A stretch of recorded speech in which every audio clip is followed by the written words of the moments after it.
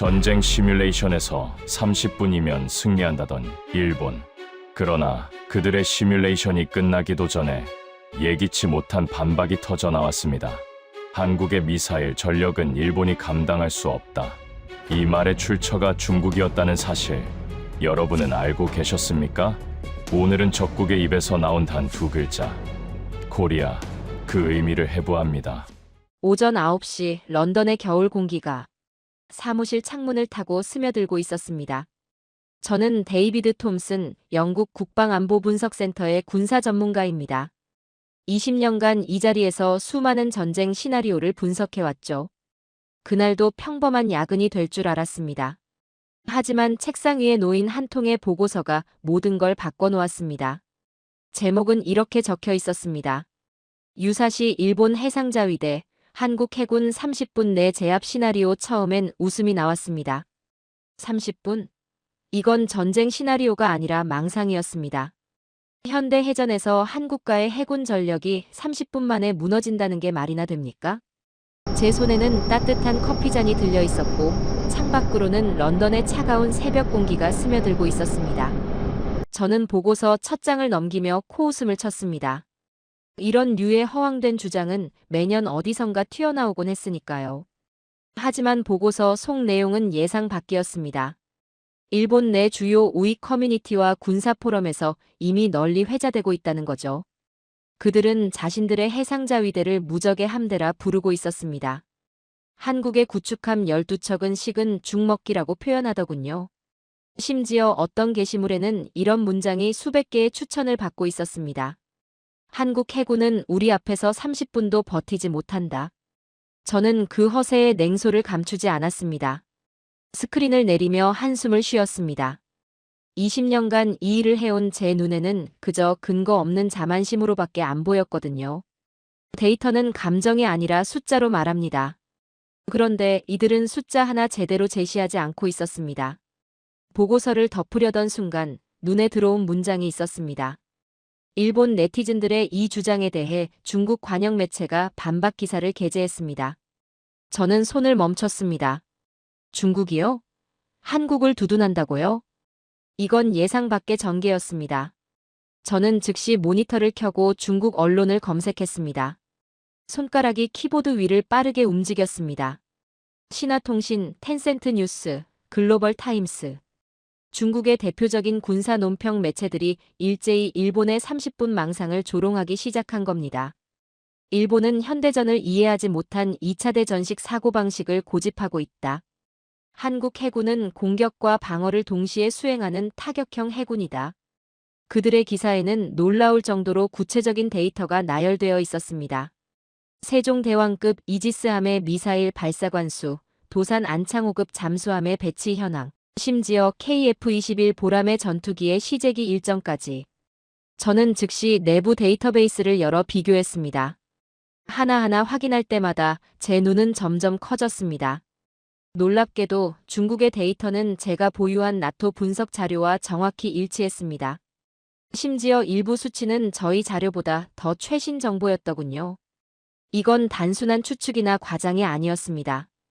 그들은 철저히 조사하고 분석하고 검증한 뒤 이 글을 쓴 것이었습니다. 중국이 이렇게까지 상세한 데이터를 공개한다는 건 매우 이례적인 일이죠.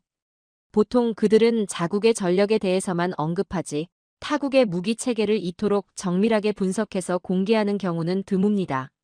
저는 커피잔을 내려놓았습니다. 이미 차갑게 식어버린 커피였지만 마음속은 이상하게 뜨거워지고 있었습니다. 책상 위에 램프 불빛이 보고서를 비추고 있었고 그 빛 속에서 저는 한참을 생각에 잠겼습니다. 그 순간 저는 스스로에게 물었습니다. 중국이 왜 갑자기 한국을 두둔하는 겁니까? 그들은 결코 감정으로 움직이는 나라가 아닙니다. 모든 발언 뒤에는 전략적 계산이 깔려 있죠. 그렇다면 이번 발언의 의도는 무엇입니까? 며칠 밤을 자료와 씨름한 끝에 저는 깨달았습니다. 그들은 한국을 두둔하는 게 아니었습니다. 인정하고 있었던 겁니다. 한때 자신들이 얕잡아 보던 한국의 방위산업이 이제는 일본을 견제하는 실질적 변수로 성장했다는 사실을 공식적으로 그리고 조용히 기록하고 있었습니다. 중국은 결코 허튼 소리를 하지 않습니다. 그들이 한국의 군사력을 언급했다는 건 이미 그것이 무시할 수 없는 수준에 도달했다는 뜻이니까요. 더 놀라운 건 그들이 일본의 주장을 정면으로 반박했다는 사실입니다. 중국과 일본은 센카쿠 열도 문제로 첨예하게 대립하고 있죠. 그런데도 중국은 일본의 해군력 과대평가를 공개적으로 조롱했습니다. 이게 무엇을 의미합니까? 중국은 한국 해군을 진짜 위협으로 보고 있다는 겁니다. 만약 한국이 정말 30분 만에 무너질 약한 상대였다면 중국이 굳이 나서서 반박할 이유가 없었겠죠. 그들이 움직였다는 건 한국의 전력이 동북아 해양 균형에 실질적 영향을 미칠 수 있다고 판단했다는 뜻입니다. 저는 다시 보고서를 펼쳤습니다. 방금 전까지 비웃던 30분이라는 숫자가 머릿속에서 사라지지 않았습니다. 그 숫자는 이제 완전히 다른 의미로 다가왔습니다. 그건 한국이 무너지는 시간이 아니라 일본이 패배를 인정하는 데 걸리는 시간이었습니다. 아니, 어쩌면 중국이 한국의 존재를 인정하기까지 걸린 시간일지도 모른다는 생각이 들었습니다. 창밖으로 해가 떠오르기 시작했습니다. 런던의 차가운 새벽이 서서히 물러가고 있었습니다. 저는 노트에 조용히 적었습니다. 적국조차 부정하지 못한 힘, 그것이 지금의 대한민국이다. 펜을 내려놓는 순간 제 안에서 무언가가 바뀌었습니다. 20년간 수많은 국가의 군사력을 분석해왔지만 이렇게 감정이 앞선 적은 없었습니다. 데이터는 냉정해야 하고 분석은 객관적이어야 하죠. 하지만 그날 아침, 저는 처음으로 데이터 너머의 이야기를 보기 시작했습니다. 그날 밤, 저는 처음으로 생각했습니다. 이 나라를 더 깊이 알아야 한다고 말입니다. 단순한 군사 데이터가 아니라 그 이면에 숨겨진 이야기를 말입니다. 어떻게 이 작은 나라가 주변 강대국들 사이에서 이런 전력을 만들어냈는지, 어떤 의지가 이 모든 걸 가능하게 만들었는지. 저는 모니터를 끄고 창밖을 바라보았습니다. 새벽 하늘이 점점 밝아지고 있었습니다. 그 빛 속에서 저는 조용히 중얼거렸습니다. 30분의 망상이 아니라 30년의 준비였구나. 다음 날 새벽, 중국의 관영 매체들이 내놓은 군사 분석 전문을 정독했습니다. 처음엔 단순한 선전용 기사라 생각했지만 읽을수록 제 눈은 점점 화면에서 떨어지지 않았습니다. 사무실의 형광등 불빛만이 어둠 속에서 깜빡이고 있었습니다. 그들의 문장은 단호했습니다. 일본의 해상자위대는 더 이상 전력을 자랑할 수 없다. 대부분의 주력함은 건조된 지 20년이 넘어 현대전에서의 생존성이 낮다. 그 문장을 다시 읽었습니다. 곧바로 제 데이터베이스를 열었습니다. 일본의 아타 고급 이지스함, 건조연도 2007년. 콩고급은 그보다 더 오래된 1998년이더군요. 중국의 지적은 정확했습니다. 20년이 넘은 함정이라는 건 레이더 체계, 전투 시스템, 미사일 발사 통제 장치 모두가 9세대 기술에 머물러 있다는 뜻이죠. 이어서 등장한 문장은 저를 완전히 멈춰 세웠습니다. 한국의 세종대왕급 구축함은 128기의 수직 발사관을 탑재하고 있으며 이는 일본 마야급의 96기를 크게 상회한다. 숨을 멈췄습니다. 중국이 이렇게 구체적인 수치를 언급하는 건 매우 이례적이었습니다. 그들은 보통 자국의 전력에 대해서만 상세히 언급하지 타국의 무기 체계를 이토록 정확히 분석해서 공개하는 경우는 드물거든요. 나토 분석 자료와 교차 확인을 시작했습니다. 하나하나 대조할 때마다 제 눈은 점점 커졌습니다. 놀랍게도 중국의 데이터는 제가 보유한 나토 자료와 정확히 일치했습니다. 세종대왕급 128기, 일본 마야급 96기, 미국 타이콘데로 가급 122기. 심지어 일부 수치는 저희 자료보다 더 최신 정보였더군요. 이건 단순한 추측이나 과장이 아니었습니다. 커피잔을 내려놓았습니다. 이미 차갑게 식어버린 커피였지만 손은 미세하게 떨리고 있었습니다. 잠시 모니터를 바라보던 제 머릿속에 분석가로서의 냉정한 본능이 되살아났습니다. 중국이 왜 굳이 자기들이 분석한 최상급 정보를 공개하면서까지 한국을 치켜 세우는 겁니까? 중국은 결코 감정으로 움직이는 나라가 아닙니다. 모든 발언 뒤에는 전략적 계산이 깔려 있죠. 그 순간 소름 돋는 깨달음이 저를 스쳤습니다. 중국은 한국을 사랑해서 칭찬하는 것이 아니었습니다. 그들은 한국이라는 거대한 몽둥이를 들어 일본의 뒤통수를 내리치고 있었던 겁니다. 일본이 가장 견디기 힘들어하는 지점이 어디인지 중국은 정확히 알고 있었습니다. 바로 자신들이 아래라고 생각했던 한국이 실제로는 자신들을 압도하고 있다는 사실을 전 세계에 공론화하는 것이었죠. 이건 단순한 정보 공개가 아니었습니다. 정밀하게 설계된 심리전이었습니다. 중국은 일본에게 가장 비참한 굴욕을 선사하기 위해 한국의 실력을 전략적으로 이용하고 있었습니다. 보아라, 너희가 무시하던 한국조차 이미 이 정도다. 그런데 너희가 감히 우리와 상대가 되겠느냐? 그게 중국이 보내는 냉혹한 메시지였던 겁니다. 중국과 일본은 센카쿠 열도를 두고 첨예하게 대립하고 있습니다. 영토 분쟁, 역사 갈등, 경제 경쟁까지. 그런 상황에서 중국이 선택한 무기는 군사력이 아니라 비교였습니다. 일본이 가장 무시했던 한국을 들어올려 일본을 짓밟는 전략이었던 거죠. 중국 매체들이 나열한 정교한 찬사들은 사실 일본의 자존심을 갈기갈기 찢어발기기 위해 설계된 독이 든 축사였습니다. 표면적으로는 한국을 칭찬하지만 진짜 목표는 일본의 굴욕이었던 겁니다. 그리고 그 비교 대상으로 한국이 선택됐다는 건 한국의 전력이 이제 그만큼 인정받고 있다는 뜻이기도 했습니다. 전율했습니다. 한국의 전력은 이제 강대국들이 서로를 조롱하기 위한 절대적인 기준점이 될 만큼 거대해져 있었습니다. 더 이상 비교 대상이 아니라 비교의 기준이 된 겁니다. 이게 얼마나 대단한 변화입니까? 20년 전만 해도 한국은 강대국들의 보호를 받는 약소국이었습니다. 하지만 이제는 중국이 일본을 때리기 위해 사용하는 무기가 될 만큼 강력해졌습니다. 피보호국에서 전략 변수로, 약소국에서 기준점으로. 그 변화의 속도가 너무 빨라서 세계가 따라잡지 못하고 있었던 거죠. 모니터를 바라보며 조용히 중얼거렸습니다. 이건 선전이 아니야. 이건 잔인할 정도로 정교한 현실이야. 중국의 논평은 거기서 멈추지 않았습니다. 한국은 방어에 갇히지 않았다. 함정 한 척이 하나의 전략 기지 역할을 할 수 있다. 이 문장을 읽는 순간 제 안에서 무언가가 바뀌었습니다. 그동안 한국의 군사력을 방어적이고 제한된 범위의 전력으로만 봤습니다. 작은 나라, 제한된 예산, 주변 강대국의 압박 속에서 어쩔 수 없이 방어에만 집중하는 군대라고 생각했던 겁니다. 그러나 중국의 분석은 그 틀을 완전히 무너뜨렸습니다. 한국 해군의 설계는 주변 강대국의 지리적 압박을 극복하기 위한 비대칭 고화력 전략의 결과다. 그 구절을 여러 번 되뇌었습니다. 비대칭 고화력 전략. 단순한 칭찬이 아니라 전문가가 내놓은 냉정한 평가이자 전략적 인정이었습니다. 숫자로는 적지만 화력으로는 압도한다는 뜻이니까요.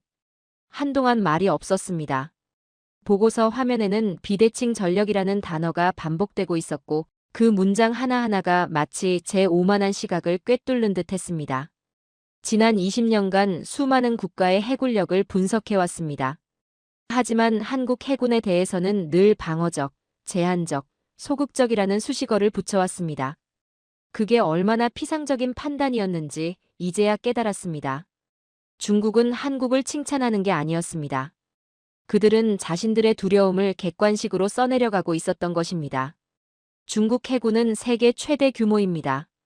하지만 그들이 두려워하는 건 숫자가 아니라 한 척 한 척의 질적 우위였습니다. 세종대왕급 한 척이 중국 구축함 두세 척의 화력을 능가한다면 그건 단순한 기술 격차가 아니라 전략적 위협이 되니까요. 그리고 그 위협을 일본에게 보여주며 비웃고 있었던 겁니다. 계산기를 두드렸습니다. 세종대왕급 세 척이 동시에 운용된다면 이론상 384기의 미사일을 동시 발사할 수 있다는 계산이 나왔습니다. 단순한 방어 전력이 아니었습니다. 동시다발적 타격 능력을 갖춘 공격 전력이었죠. 그날 밤 제 노트에 이렇게 적었습니다. 한국의 해군력은 숫자가 아니라 구조로 설명된다. 이건 우연이 아니다. 철저히 계산된 전략의 결과다. 그 문장을 적고 펜을 내려놓았을 때 책상 위의 시계는 이미 새벽 5시를 가리키고 있었습니다. 창밖은 여전히 어두웠지만 제 머릿속은 이상하게도 환했습니다. 처음으로 팩트 속의 감정을 느낀 순간이었습니다. 128기의 발사관 하나하나가 단순한 무기가 아니라 생존을 위한 선택이었다는 걸 깨달았습니다. 중국이 이렇게 상세히 분석한 이유도 이제 이해가 됐습니다. 그들은 한국을 무시할 수 없는 변수로 인정한 겁니다. 그리고 그 인정을 일본을 굴욕주는 도구로 사용했던 거죠. 조용히 노트를 덮었습니다. 이제 알았습니다. 한국 해군의 진짜 무기는 미사일이 아니라 전략이었다는 걸 말입니다. 그리고 그 전략이 이제는 강대국들조차 인정하지 않을 수 없을 만큼 완성도가 높아졌다는 것도요. 다음 날 저는 보고서를 덮고 곧장 인천항 인근의 해군 전시 영상을 찾았습니다. 세종대왕급 이지스 구축함. 그 이름은 이미 수차례 들었지만 직접 눈으로 보는 순간 제 머릿속의 모든 계산이 무너졌습니다. 저는 그 장면을 지금도 잊지 못합니다. 거대한 선체가 파도를 밀어내며 천천히 부두에 접안하던 그 순간 저는 한 나라의 기술력보다 더 큰 의지를 느꼈습니다. 길이 166m, 배수량 1만 톤. 하지만 그보다 눈에 들어온 건 선체 중앙부에 빼곡히 박힌 128개의 수직 발사관이었습니다. 저는 데이터를 다시 확인했습니다. 일본의 최신형 마야급 이지스함은 96기. 미국의 타이콘데로 가급 순양함조차 122기. 그런데 한국의 세종대왕급은 128기. 그 수치 하나로 모든 서열이 재정이 되었습니다. 더욱 놀라운 건 그 안에 들어있는 내용이었습니다. 일본이 주로 미국제 SM 미사일을 탑재해 방어에 집중하는 반면 한국은 그 공간에 현무-3 순항미사일, 홍상어 대잠미사일, 해성 대함미사일을 함께 채워 넣고 있었습니다. 방패와 창을 동시에 쥔 함정이죠. 중국의 평론가들이 방패를 든 검투사라고 표현했던 이유를 그제서야 이해할 수 있었습니다. 이건 단순히 미사일을 많이 실었다는 의미가 아니었습니다. 전략 자체가 달랐던 겁니다. 저는 한동안 화면에서 눈을 떼지 못했습니다. 함교 위로 빛나는 이지스 레이더의 돔, 그 속에는 한화 시스템이 자체 개발한 다기능 위상 배열 레이더가 돌아가고 있었습니다. 탐지거리 1000km, 동시 표적 추적 능력 1000개. 그건 더 이상 방어체계가 아니라 움직이는 전장 지휘소였습니다. 영상 속에서 함정이 천천히 회전하며 측면을 드러냈습니다. 회색 선체 위로 태극기가 펄럭이고 있었죠. 그 순간 저는 문득 이배의 이름을 다시 떠올렸습니다. 세종대왕. 저는 오래전 한국사를 공부하던 시절의 기억이 떠올랐습니다. 세종대왕, 과학과 기술, 문화를 함께 일으킨 국왕. 훈민정음을 창제하고 치국이를 만들고 천문학을 발전시킨 인물. 그 이름을 군함에 붙였다는 사실이 이제야 어떤 의미인지 명확히 다가왔습니다. 이건 단순한 무기체계가 아니라 지식이 힘이 된다는 철학의 현대적 해석이었습니다. 세종이 백성을 위해 글자를 만들었듯이 이 배는 국민을 지키기 위해 만들어진 거죠. 그 연결고리가 500년의 시간을 넘어 지금 이 금속 구조물 위에 새겨져 있었습니다. 저는 보고서에 조용히 적었습니다. 이 배는 단순한 군함이 아니다. 하나의 국가 철학이 금속으로 응결된 구조물이다. 펜을 든 손이 미세하게 떨렸습니다. 20년간 군사 분석을 해오며 이런 감정을 느낀 적은 없었거든요. 영상을 멈추고 저는 세종대왕급의 설계 철학을 다시 살폈습니다. 한국은 왜 128기를 고집했습니까? 96기로도 충분히 강력한 전력인데 왜 굳이 32기를 더 실었습니까? 답은 간단했습니다. 방어만으로는 부족했던 겁니다. 한국은 사방이 바다로 둘러싸여 있지만 동시에 사방이 잠재적 위협으로 둘러싸여 있기도 합니다. 북쪽, 서쪽, 동쪽 모두에서 위협이 올 수 있죠. 그렇다면 방어만 하고 있을 수는 없습니다. 공격 능력 없는 방어는 결국 시간을 버는 것에 불과합니다. 하지만 공격 능력을 갖춘 방어는 억제력이 됩니다. 세종대왕급은 바로 그 억제력의 상징이었습니다. 저는 다시 모니터를 바라보았습니다. 부두에서 출항을 준비하는 세종대왕급의 함교 위로 태극기가 펄럭이고 있었습니다. 바람이 함체를 스치며 금속 표면을 울릴 때 그 울림은 단순한 진동이 아니라 선언처럼 들렸습니다. 우리는 지켜내기 위해 만든다. 저는 그 순간 확신했습니다. 이 배를 설계한 사람들은 단순히 전쟁을 대비한 게 아니었습니다. 그들은 두 번은 지지 않겠다는 의지를 금속으로 새기고 있었습니다. 한국 전쟁의 기억, 외세의 침략, 분단의 아픔.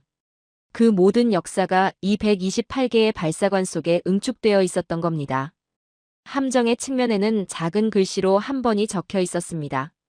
DDG-991. 숫자로만 보면 그저 일련 번호에 불과하죠. 하지만 그 숫자 뒤에는 수천 명의 엔지니어, 수만 시간의 설계, 그리고 한국가의 생존 의지가 담겨 있었습니다. 저는 제 노트에 한 줄을 더 적었습니다. 세종대왕급은 군함이 아니라 한국의 정신이다. 그 문장을 쓰고 나서야 제가 왜 이렇게 감정적이 되었는지 이해할 수 있었습니다. 이건 단순히 강력한 무기를 본 게 아니었습니다. 한 나라가 스스로를 지키기 위해 얼마나 치열하게 준비해 왔는지를 본 겁니다. 의존이 아니라 자립을, 방어가 아니라 억제를, 생존이 아니라 존엄을 선택한 나라의 모습을 본 거죠. 영상 속에서 세종대왕급이 천천히 부두를 떠나기 시작했습니다.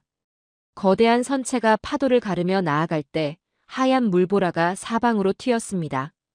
그 장면은 마치 한국가가 역사의 파도를 가르며 나아가는 모습 같았습니다. 저는 조용히 중얼거렸습니다. 이제 이해했어. 128기는 숫자가 아니라 의지였던 거야. 창문 밖으로 첫 아침빛이 번져오고 있었습니다.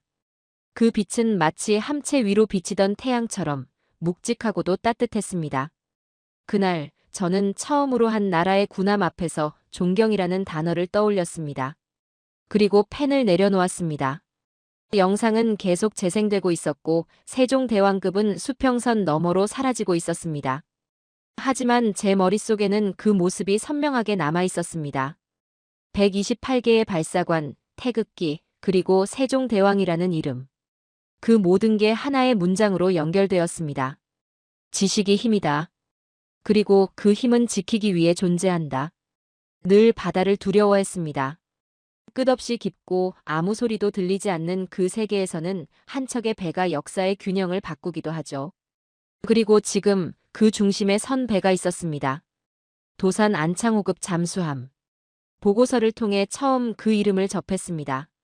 3,000톤급 비핵 잠수함, 세계 최초로 SLBM을 실전 운용한 비핵국.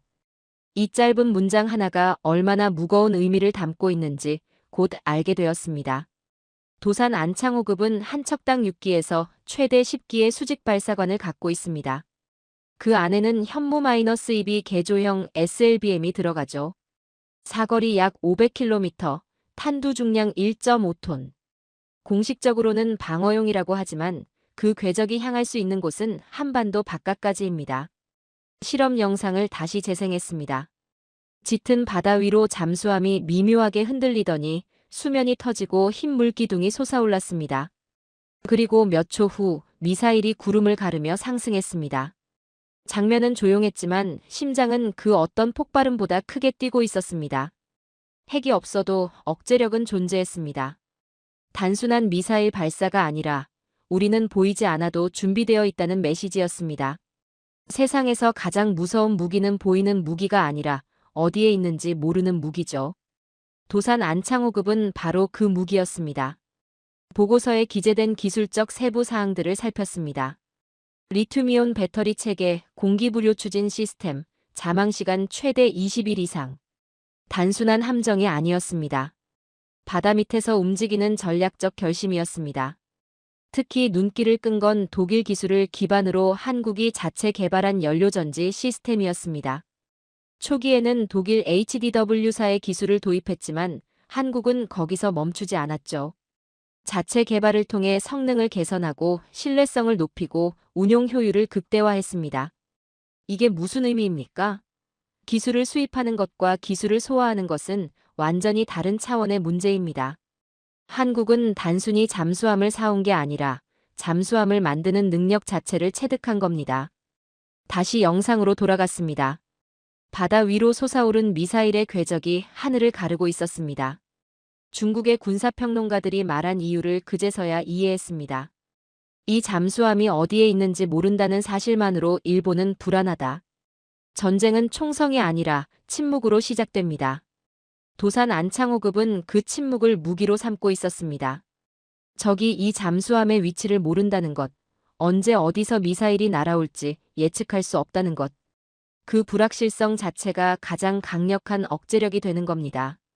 나토 해군 분석 자료를 열어봤습니다. 북대서양 조약기구 회원국들조차 비핵 잠수함에서 SLBM을 운용하는 사례는 한국이 유일했습니다. 프랑스와 영국은 핵추진 잠수함에서 핵탄두를 장착한 SLBM을 운용하죠. 하지만 재래식 추진, 재래식 탄두로 SLBM을 실전 배치한 국가는 한국뿐이었습니다. 이게 얼마나 대단한 겁니까? 핵무기 없이도 전략적 타격 능력을 확보했다는 뜻입니다. 핵 확산 금지 조약을 준수하면서도 억제력은 확보한 거죠.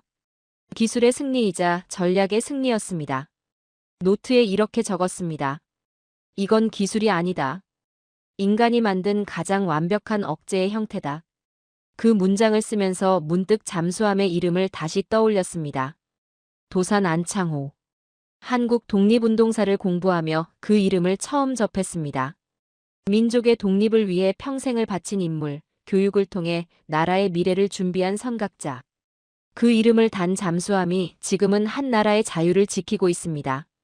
500년 전 세종대왕이 지식으로 나라를 세웠다면 100년 전 도산 안창호는 교육으로 독립을 준비했습니다. 그리고 지금 그 두 이름이 한국의 바다를 지키고 있습니다. 하나는 수면 위에서, 하나는 수면 아래에서. 영상 속 미사일이 하늘 높이 솟구쳤습니다. 하얀 연기 궤적이 푸른 하늘을 가르며 사라졌습니다.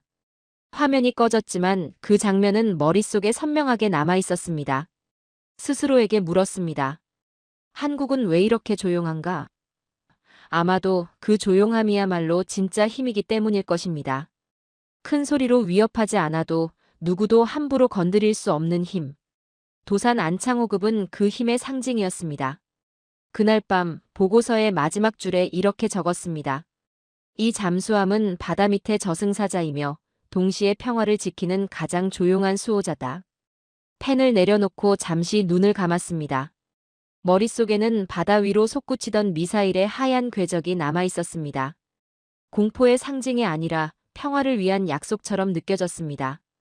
보이지 않지만 존재하고 조용하지만 강력하고 작지만 무시할 수 없는 도산 안창호급은 그런 잠수함이었습니다. 창밖으로 런던의 새벽이 밝아오고 있었습니다. 차가운 공기가 사무실로 스며들었지만 가슴속은 이상하게 뜨거웠습니다. 한국의 바다 밑 어딘가에서 이 잠수함이 조용히 움직이고 있을 거라는 생각이 들었습니다. 어느 날 한국항공우주청의 실험 영상을 보았습니다. 하늘 위로 은빛 전투기가 떠올랐고 그 순간 화면의 좌측 하단에 글자가 떴습니다. KF-21 보라매. 처음엔 그저 또 하나의 실험기라 생각했습니다. 그러나 곧 이 전투기가 단순한 기계가 아니라 선원이라는 걸 깨닫게 되었습니다. 데이터를 열었습니다. 개발비 8조 8천억 원, 한국 역사상 최대 규모의 단일 항공 프로젝트. 4.5세대 전투기, 국산 개발률 65%. A사 레이더, 임무 컴퓨터, 전자전 시스템 모두 한국산. 심지어 유럽 6개국이 공동 개발한 최강의 공대공 미사일 미티어까지 아시아 최초로 탑재되어 있었습니다. 문득 일본을 떠올렸습니다. 그들은 여전히 F-35의 정비와 무장 통제 권한을 미국에 의존하고 있죠. 정비 매뉴얼조차 미국 본사 승인 없이는 열람할 수 없습니다. 부품 하나 교체하려 해도 미국의 허락이 필요한 상황이에요. 하지만 한국은 그 잠금을 풀었습니다. 하늘을 빌리지 않고 직접 만든 날개로 올라선 것입니다. 이게 얼마나 대단한 겁니까? 전투기 개발이라는 건 단순히 철판을 붙이고 엔진을 다는 게 아닙니다. 항공역학, 재료공학, 전자공학, 소프트웨어 공학이 모두 결합된 종합기술의 결정체죠. 세계에서 독자적으로 전투기를 개발할 수 있는 나라가 몇 개나 됩니까? 미국, 러시아, 중국, 프랑스, 그리고 이제 한국입니다. 영상 속에서 KF-21이 활주로를 달리더니 기체가 살짝 들렸습니다. 그 순간 엔진음이 공기를 찢었고 태양빛이 동체를 가르며 번쩍했습니다. 숨을 멈췄습니다. 단순한 비행이 아니었습니다. 한 나라가 수십 년간의 굴곡을 딛고 스스로의 하늘을 되찾는 순간이었습니다. 1950년대 한국은 비행기 한 대 제대로 만들지 못했죠. 1980년대에는 F-5 전투기를 조립 생산하는 수준이었습니다. 2000년대 초반 T-50 고등훈련기를 개발하며 기술을 축적했습니다. 그리고 2025년 드디어 자체 설계 전투기를 하늘에 띄웠습니다. 이건 단순한 기술 발전이 아니라 국가의 의지가 만들어낸 기적이었습니다.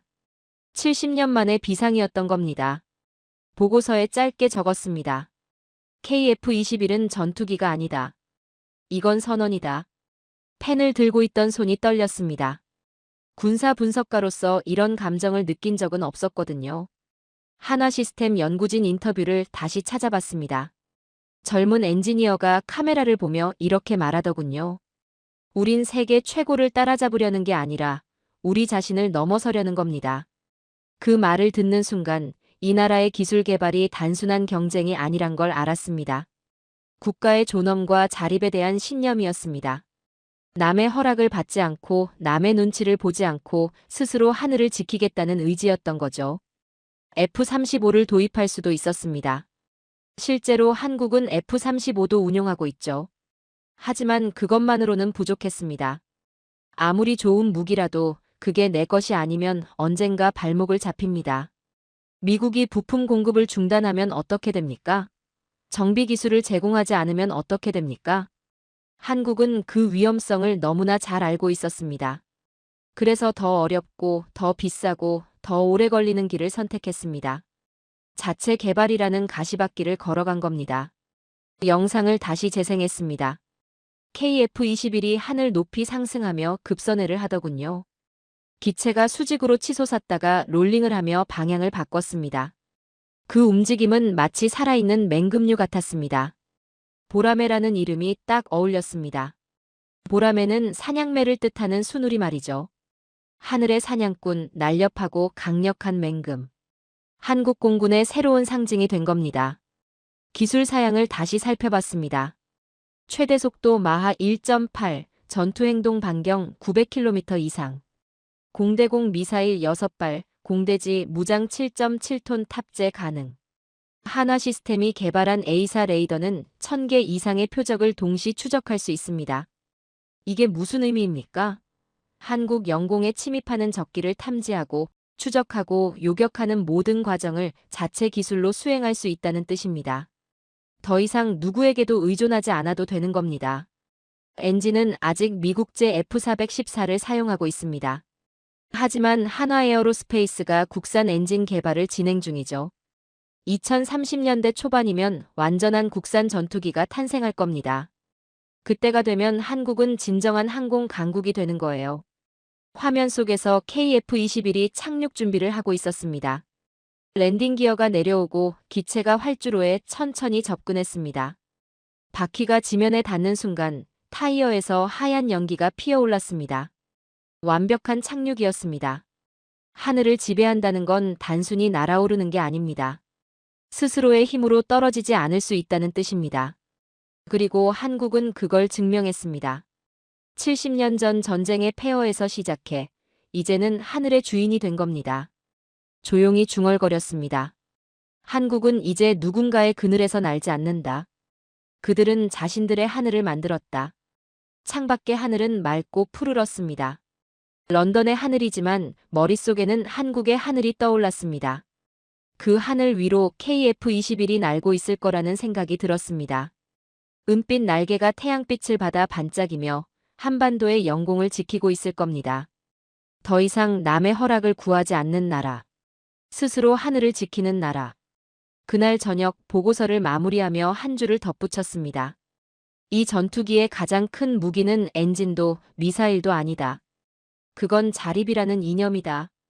영상은 끝났지만 KF-21의 모습은 여전히 선명했습니다. 보랏빛 하늘을 가르는 은빛 전투기. 기술의 비행이 아니라 신념의 비행이었습니다.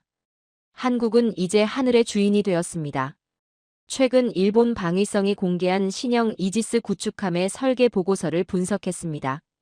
언론은 이 배를 21세기형 야마토라 부르고 있었습니다.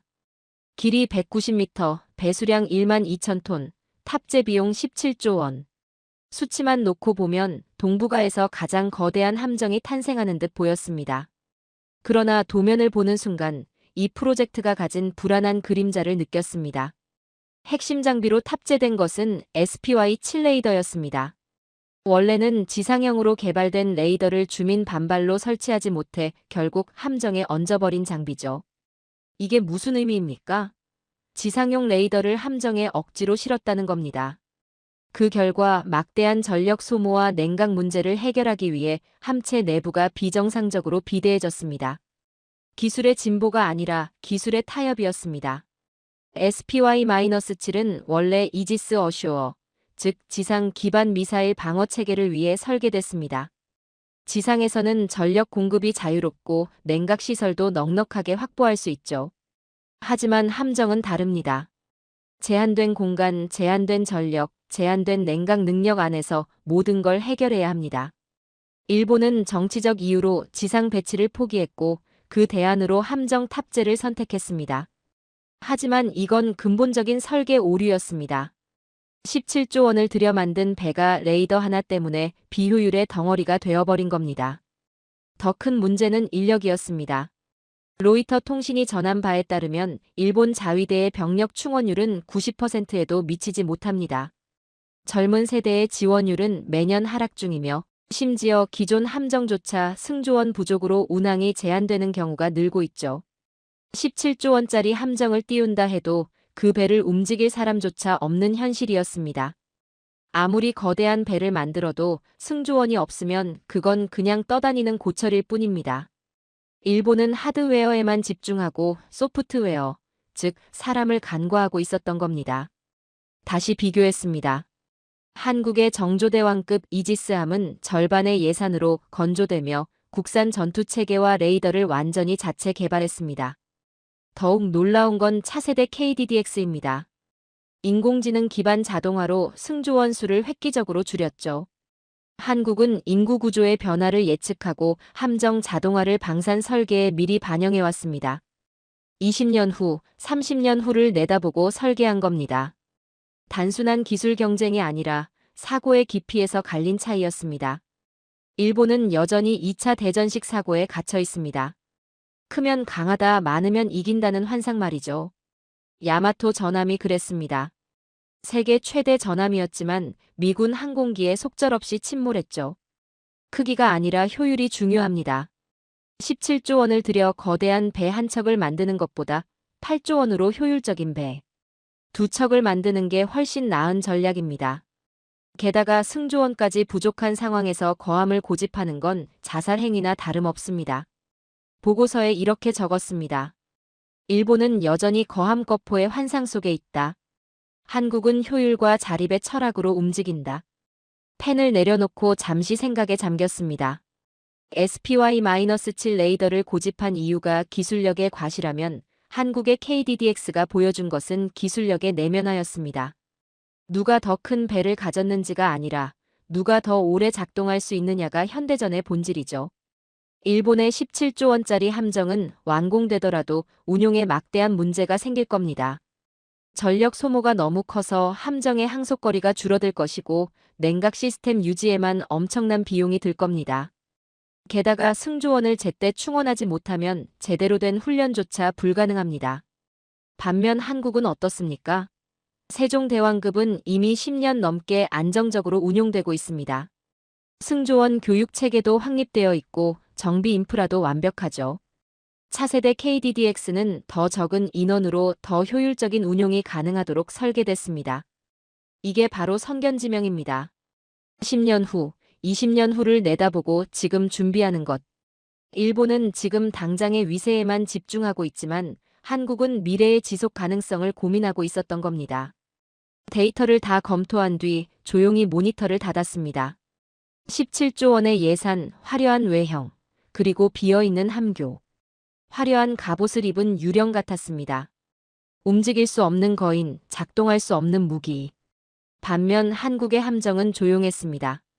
숫자로는 작지만 내실은 단단했습니다. 방산의 목표가 보여주는 것이 아니라 지켜내는 것이라는 걸 그들은 이미 이해하고 있었습니다. 마지막으로 보고서에 이렇게 썼습니다. 거대한 덩치는 강함의 증거가 아니다. 진짜 힘은 스스로를 유지할 수 있는 체계에서 나온다. 그 문장을 쓰고 나니 모든 게 명확해졌습니다. 일본은 과거의 영광을 재현하려 하고 있습니다. 야마토의 후예를 만들려는 겁니다.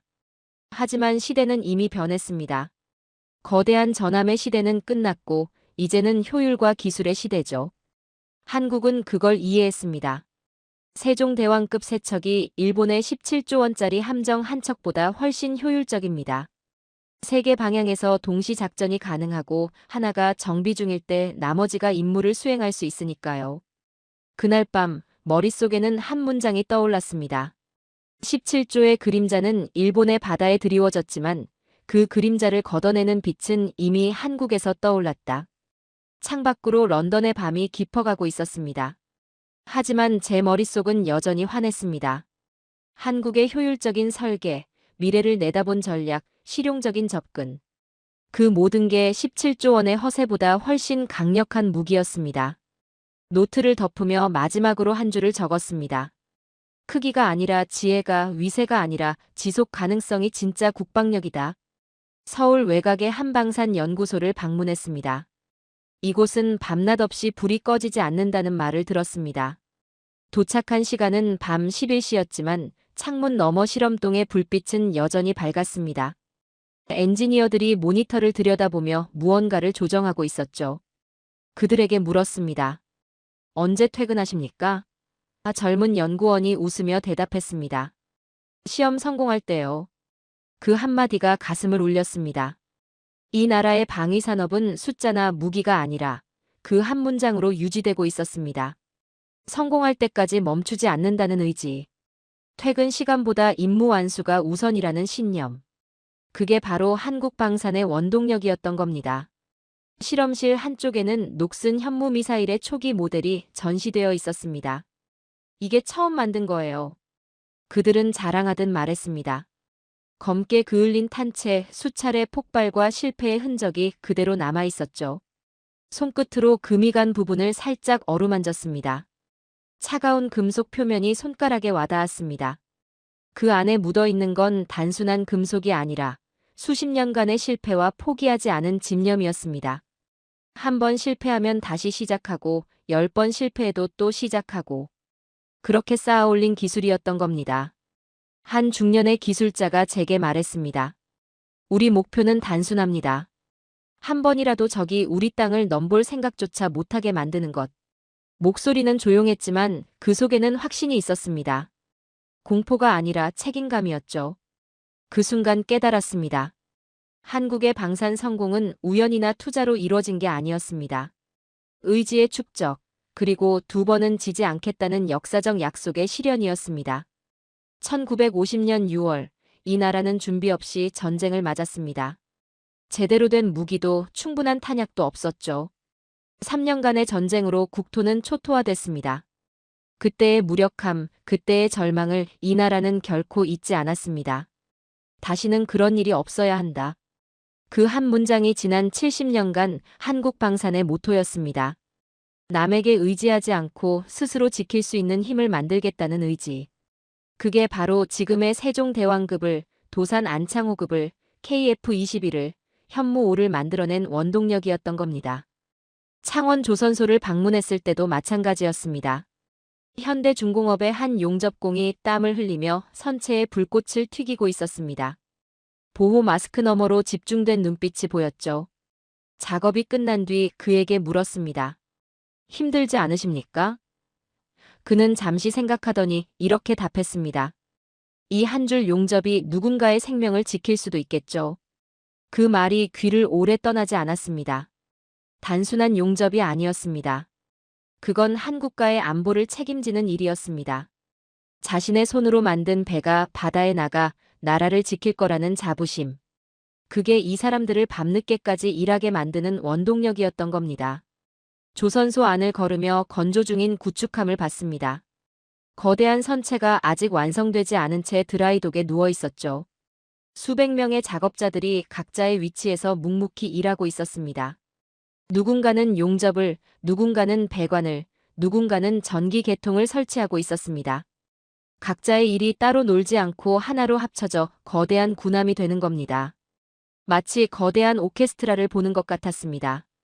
한 감독관이 설명했습니다. 여기서 만드는 배 한 척이 나라를 지킵니다. 그래서 우리는 한치의 오차도 허용하지 않습니다. 단호한 목소리였습니다. 장인 정신이 아니라 생존 본능이었죠. 보고서에 이렇게 썼습니다. 한국의 국방력은 숫자가 아니라 사람으로 설명된다. 펜을 들고 있던 손이 떨렸습니다. 20년간 군사 분석을 해왔지만 이렇게 감정이 앞선 적은 없었거든요. 미국의 방사는 거대 기업이 주도합니다. 러시아는 국가가 직접 통제하죠. 중국은 막대한 인력을 동원합니다. 하지만 한국은 달랐습니다. 한국의 방사는 의지로 움직이고 있었습니다. 지켜야 한다는 절박함, 다시는 무너지지 않겠다는 다짐. 그게 첨단 기술과 만나 세계 최고 수준의 무기 체계를 만들어낸 겁니다. 그날 밤 숙소로 돌아오는 길, 버스 창문 너머로 보이는 도시의 불빛이 바다처럼 번지고 있었습니다. 서울의 야경이었습니다. 수천만 개의 불빛이 어둠 속에서 빛나고 있었죠. 그 불빛 하나하나가 이 나라가 지켜야 할 이유처럼 느껴졌습니다. 저 불빛 아래에는 가족이 있고 꿈이 있고 미래가 있습니다. 그걸 지키기 위해 누군가는 밤늦게까지 연구하고 누군가는 용접 불꽃을 튀기고 있는 겁니다. 세종대왕급이 지키는 건 단순히 영해가 아니었습니다. 저 불빛들, 저 사람들, 저 일상이었던 겁니다. 도산 안창호급이 바다 밑에서 침묵하는 이유도 KF-21이 하늘을 나는 이유도 모두 같았습니다. 저 평범한 일상을 지키기 위해서였죠. 버스가 신호등 앞에서 멈췄습니다. 횡단보도를 건너는 사람들이 보였습니다. 퇴근하는 직장인, 손을 잡고 걷는 연인, 편의점에서 나오는 학생. 그들은 아마 모를 겁니다. 지금 이 순간에도 누군가는 밤을 새워 그들의 평화를 지키고 있다는 걸. 마음속으로 중얼거렸습니다. 이건 기술의 승리가 아니라 의지의 승리다. 한국이 가진 가장 강력한 무기는 미사일도 전투기도 군함도 아니었습니다. 포기하지 않는 사람들의 의지였습니다. 노트를 펼치고 마지막 문장을 적었습니다. 한국의 방위산업을 움직이는 건 예산이 아니라 마음이다. 기술이 아니라 신념이다. 펜을 내려놓고 창밖을 바라봤습니다. 도시의 불빛이 점점 더 많아지고 있었습니다. 밤이 깊어갈수록 더 많은 사람들이 아직도 일하고 노력하고 만들어내고 있었습니다. 그 불빛 하나하나가 한국의 미래를 밝히고 있었던 겁니다. 버스가 다시 출발했습니다. 창밖의 풍경을 보며 생각했습니다. 내일은 마지막 보고서를 써야겠다고. 한국이 어떤 나라인지, 왜 이 나라가 더 이상 무시당하지 않는지. 그 모든 답이 오늘 하루 동안 제 눈앞에 펼쳐졌으니까요. 연구소의 불빛, 용접공의 땀, 엔지니어의 웃음. 그 모든 게 한국의 진짜 힘이었습니다. 마지막 보고서를 쓰기 위해 서울의 호텔방 창가에 섰습니다. 도시의 불빛은 여전히 잠들지 않았고 그 아래에는 수많은 엔지니어와 장병들이 조용히 그러나 확실하게 이 나라의 내일을 만들고 있었습니다. 스스로에게 물었습니다. 지금 한국은 어떤 나라입니까? 그 답을 찾기 위해 며칠 전 입수한 한국의 최신 미사일 시험 영상을 다시 한번 재생했습니다.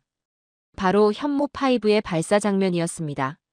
보고서에 적힌 사양을 읽던 제 눈이 한 줄에서 멈췄습니다. 탄두 중량 8톤? 안경을 벗고 눈을 비볐습니다. 보고서에 오타라고 생각했습니다. 보통 전술 미사일의 탄두는 500kg에서 1톤 사이입니다. 벙커버스터로 유명한 미국의 GBU-28도 탄두 중량은 2톤 남짓이죠. 그런데 8톤이라니요? 이건 물리 법칙에 대한 도전이자 재래식 무기의 상식을 파괴하는 수치였습니다.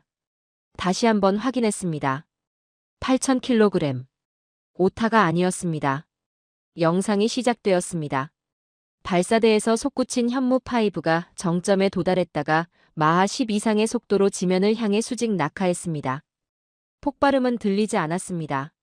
대신 지진계가 요동치듯 화면 전체가 거칠게 떨렸습니다. 8톤의 금속 덩어리가 극초음속으로 내리꽂히는 순수 운동. 에너지는 폭발 없이도 지하 수십 미터의 안반층을 종이장처럼 뚫고 들어가 목표물을 지우개처럼 지워버렸습니다. 충격파가 사방으로 퍼져나갔고 땅이 움푹 꺼져 들어갔습니다. 맙소사. 입술이 파르르 떨렸습니다. 이건 미사일이 아니었습니다. 핵이 없는 자들을 위한 핵무기였습니다. 영국 국방연구소에서 20년을 보낸 저조차 이런 무식할 정도의 집념은 본 적이 없었습니다. 한국인들은 핵을 가질 수 없다면 차라리 물리적인 질량 그 자체를 신의 지팡이처럼 내리꽂겠다는 결론에 도달한 것이었습니다. 8톤이라는 숫자는 단순히 무게가 아니었습니다. 2번 다시 짓밟히지 않겠다는 한국의 광기 어린 집념이 만들어낸 괴물 같은 결정체였습니다. 핵 확산 금지 조약이 막고 있다면 그 틀 안에서 최대한의 파괴력을 끌어내겠다는 의지였던 거죠. 영상을 멈추고 데이터를 다시 살폈습니다. 사거리 3,000km, 탄두 중량 8톤, 극초음속 낙하. 이 세 가지가 결합되면 어떤 결과가 나옵니까? 지하 벙커든 지휘소든 미사일 기지든 지구상. 어떤 방어시설도 이 앞에서는 무용지물이 됩니다. 핵무기가 공포를 통한 억제라면 현무 5는 확실성을 통한 억제였습니다. 당신들이 공격하면 당신들의 지휘부는 반드시 사라진다. 그 확신이 바로 억제력이 되는 겁니다. 중국은 이미 그 사실을 알고 있었습니다. 그래서 일본을 비웃는 동시에 한국을 조용히 경계했던 거죠. 일본의 30분 망상을 공개적으로 조롱한 이유가 뭡니까? 한국의 전력이 더 이상 무시할 수 없는 수준에 도달했다는 걸 인정한 겁니다. 일본은 여전히 과거의 환상 속에 머물러 있었습니다. 거함거포, 대동아 공영권, 무적의 함대. 그들의 머릿속은 아직도 1940년대에 갇혀 있죠. 하지만 세상은 변했습니다. 크기가 아니라 효율이, 숫자가 아니라 기술이 승부를 가르는 시대가 왔습니다. 한국은 이미 미래의 전장을 설계하고 있었습니다. 세종대왕급의 128개 발사관, 도산 안창호급의 SLBM, KF-21의 자립적 전투 능력, 그리고 현무5의 8톤 탄두. 그 모든 게 철저히 계산된 전략의 결과였습니다. 우연이 아니라 필연이었던 겁니다. 마지막 보고서에 첫 문단을 쓰기 시작했습니다. 대한민국은 더 이상 변방의 국가가 아니다. 펜을 든 손이 떨렸습니다. 20년간 군사 분석가로 살아오며 수많은 보고서를 썼지만 이토록 확신에 찬 문장을 쓴 적은 없었거든요. 계속해서 적었습니다.